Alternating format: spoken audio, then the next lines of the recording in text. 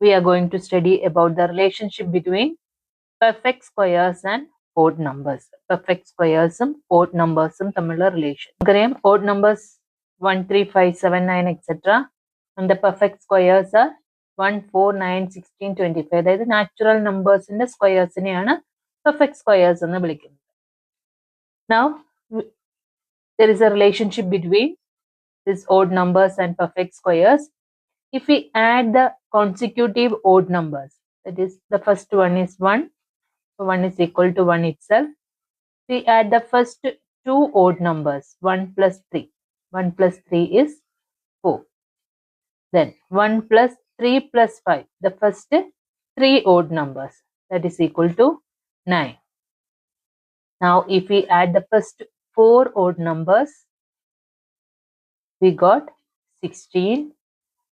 Similarly, if we add the first 5 odd numbers, we got 25.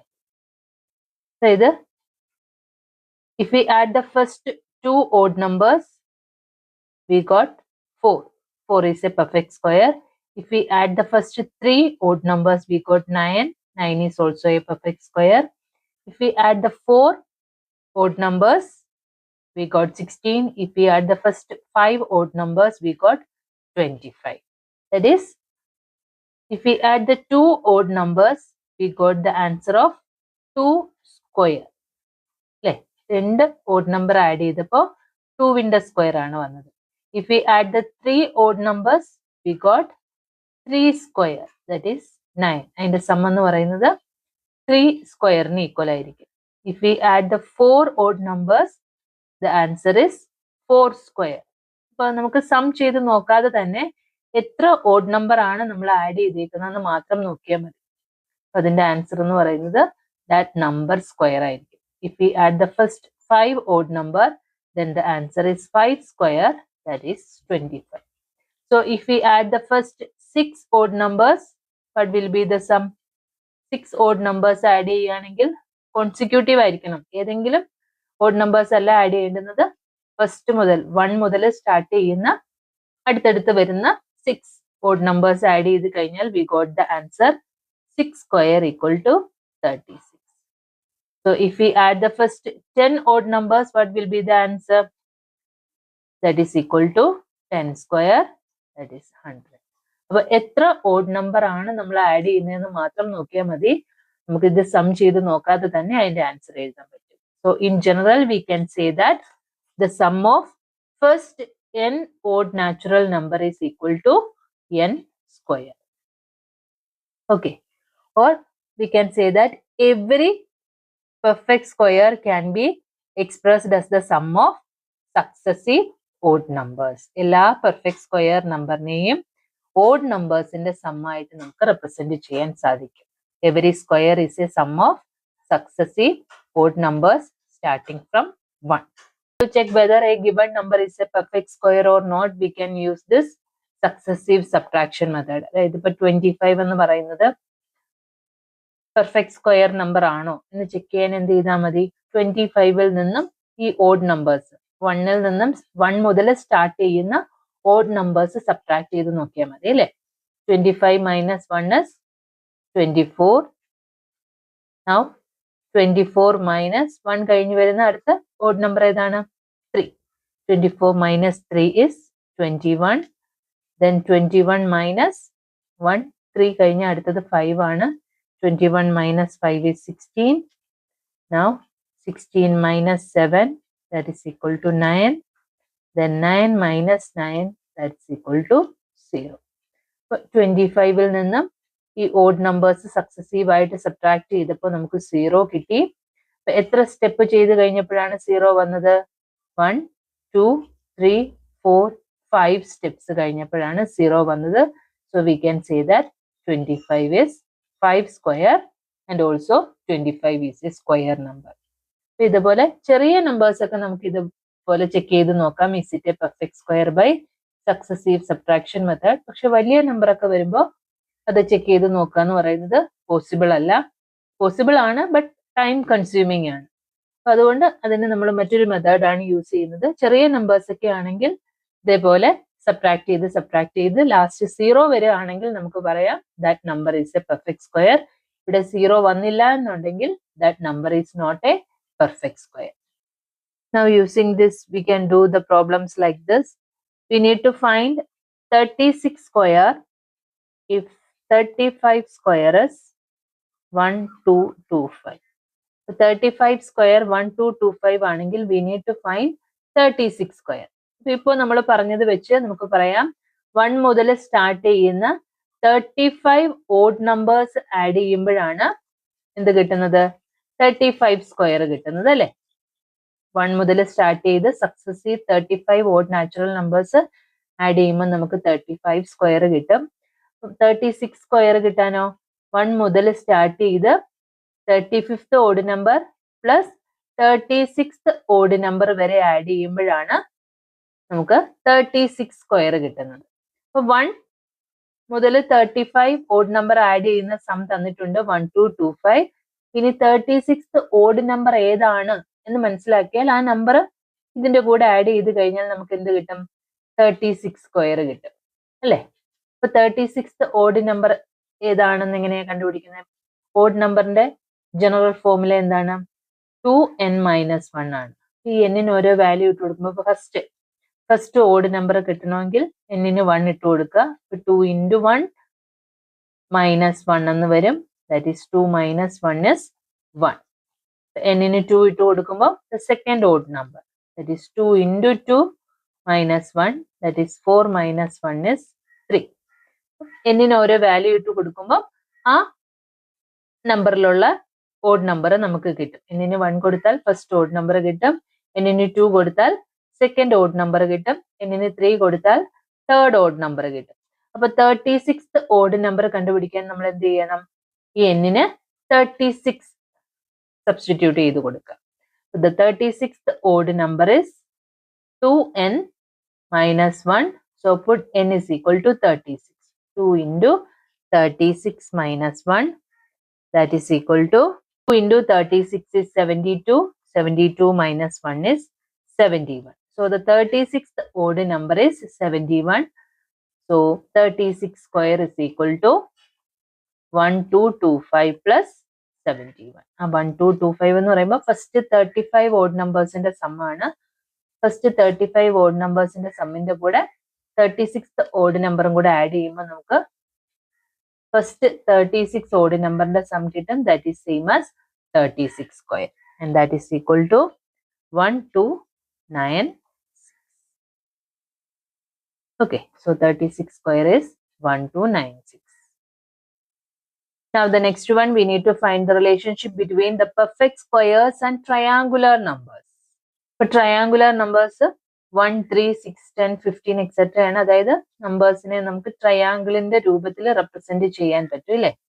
3 can be represented like this, 6 can be represented like this. ഇതേ രീതിയിൽ triangle ഫോമിൽ represent ചെയ്യാൻ പറ്റുന്ന നമ്പേഴ്സിനെയാണ് triangular numbers എന്ന് വിളിക്കുന്നത്. 1, 3, 6, 10, 15 etc.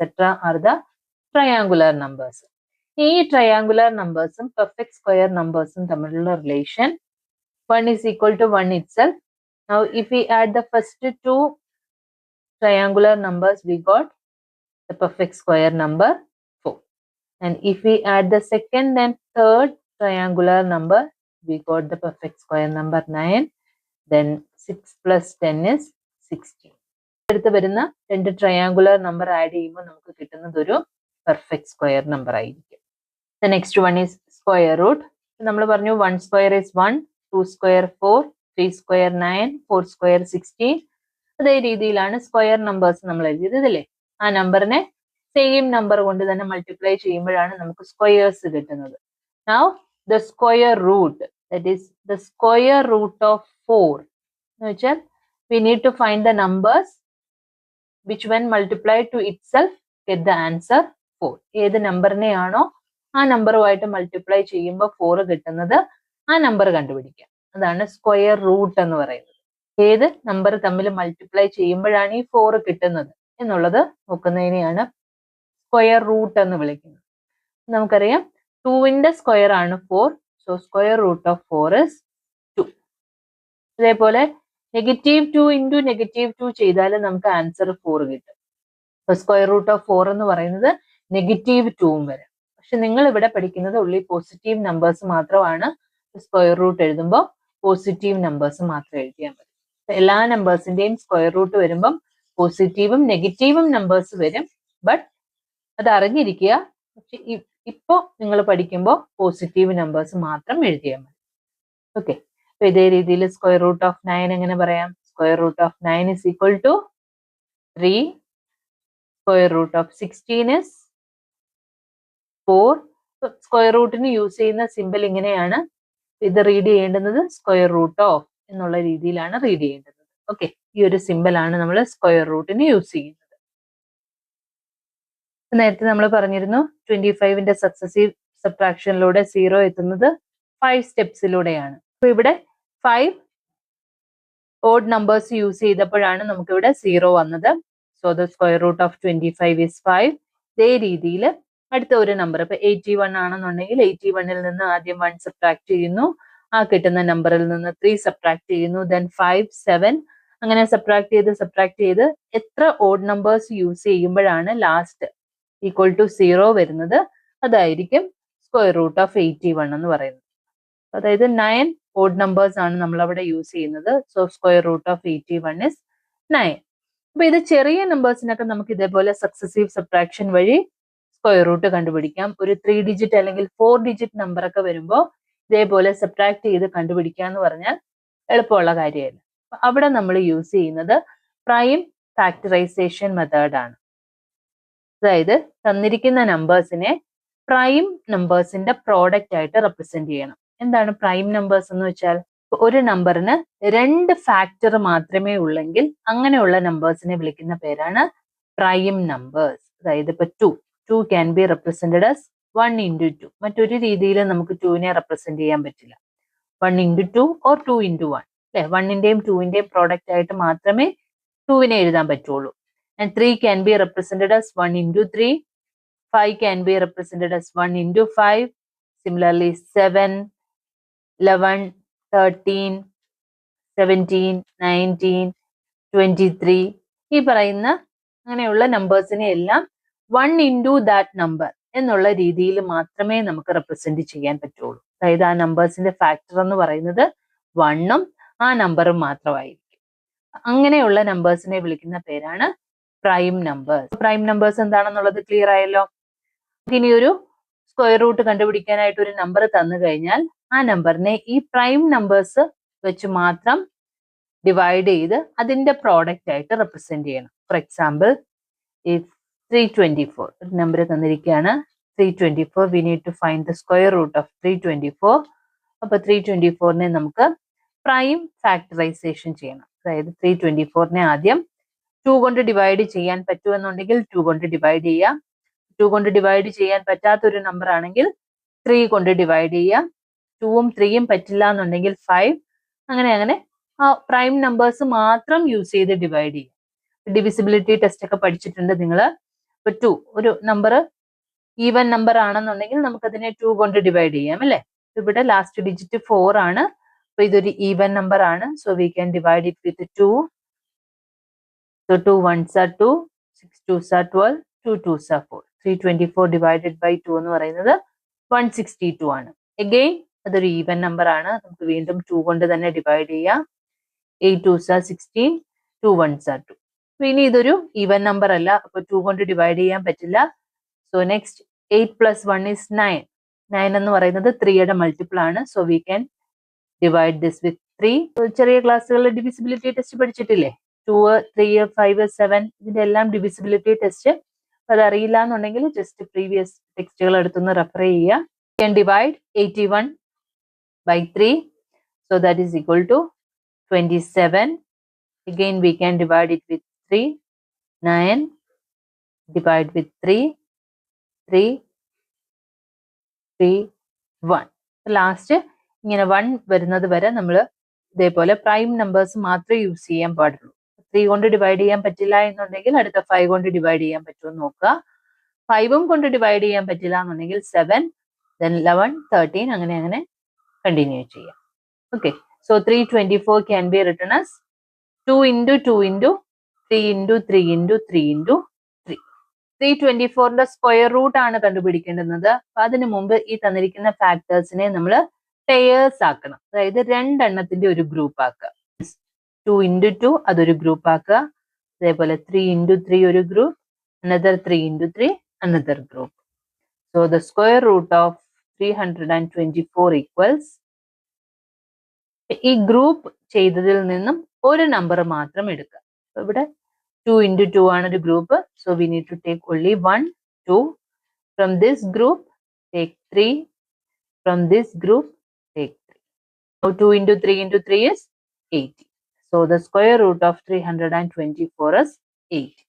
ഇതേ രീതിയിലാണ് നമ്മൾ സ്ക്വയർ റൂട്ട് കണ്ടുപിടിക്കുന്നത്. തന്നിരിക്കുന്ന നമ്പറിനെ പ്രൈം ഫാക്ടറൈസ് ചെയ്ത് ആ പ്രൈം ഫാക്ടേഴ്സിന്റെ പ്രോഡക്റ്റ് ആയിട്ട് റെപ്രസെന്റ് ചെയ്യുക. ദെൻ അതിനെ ഇങ്ങനെ പെയർ ഗ്രൂപ്പ് ചെയ്യുക. എന്നിട്ട് ആ ഓരോ ഗ്രൂപ്പിൽ നിന്നും ഓരോ നമ്പറിനെ മൾട്ടിപ്ലൈ ചെയ്യുക. So that is the answer. Prime factor ചെയ്യുമ്പോൾ ഇതേപോലെ പെയേഴ്സ് ആയിട്ട് റെപ്രസെന്റ് ചെയ്യാൻ പറ്റുന്നില്ല എന്നുണ്ടെങ്കിൽ that number is not a perfect square. ഇപ്പോൾ ഒരു നമ്പറിനെ പ്രൈം ഫാക്ടർ ചെയ്യുമ്പോൾ നമുക്ക് കിട്ടുന്നത് ഇങ്ങനെ 2 into 2 into 3 into 3 into 5 ഇതേ രീതിയിൽ വല്ലതാണ് ഒരു നമ്പറിനെ പ്രൈം ഫാക്ടർ ചെയ്യുമ്പോൾ കിട്ടുന്നതെങ്കിൽ we can group this 2, group this 3, but ഇവിടെ 5നെ ഗ്രൂപ്പ് ചെയ്യാനായിട്ട് ആരുമില്ല. So that is not a perfect square number. ആ നമ്പർ ഒരു പെർഫെക്റ്റ് സ്ക്വയർ നമ്പർ അല്ല. അതിന്റെ സ്ക്വയർ റൂട്ടും കണ്ടുപിടിക്കാൻ പറ്റില്ല. അപ്പൊ അങ്ങനെയും നമുക്ക് ഒരു പെർഫെക്റ്റ് സ്ക്വയർ ആണോ അല്ലയോ എന്ന് ചെക്ക് ചെയ്യാനായിട്ട് സാധിക്കും. അപ്പൊ വലിയ നമ്പേഴ്സ് ഒക്കെ ആ രീതിയിലാണ് ചെക്ക് ചെയ്യുന്നത്. ചെറിയ നമ്പേഴ്സ് ആണെങ്കിൽ നമുക്ക് സക്സസീവ് സബ്ട്രാക്ഷൻ മെത്തേഡ് ഒക്കെ യൂസ് ചെയ്യാം. വലിയ നമ്പേഴ്സ് ആകുമ്പോൾ പ്രൈം ഫാക്ടറൈസേഷൻ മെത്തേഡ് യൂസ് ചെയ്തിട്ടാണ് നമ്മൾ സ്ക്വയർ റൂട്ട് കണ്ടുപിടിക്കുന്നതും ഒരു നമ്പർ പെർഫെക്റ്റ് സ്ക്വയർ നമ്പർ ആണോ അല്ലയോ എന്ന് ചെക്ക് ചെയ്യുന്നത്. ഓക്കെ.